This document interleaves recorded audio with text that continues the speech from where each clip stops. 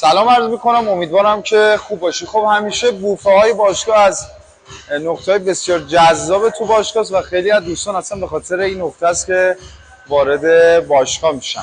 یه نکته خیلی مهم که بهتون بگم این که خیلی از دوستان سوال دارن آقا ما بعد تمرین چی مصرف کنیم، قبلش چی مصرف کنیم. خیلی سوال کلیه و بر اساس اون مدل بدن شما اکتومورف، مزومورف، اندومورفی که هستین باید اینو انتخاب کنیم و مربی به شما پیشنهاداتش رو بده. ولی اصولا یادتون باشه پروتئین یکی از مهمترین وعده‌های بعد تمرین برای یه ورزشکاره.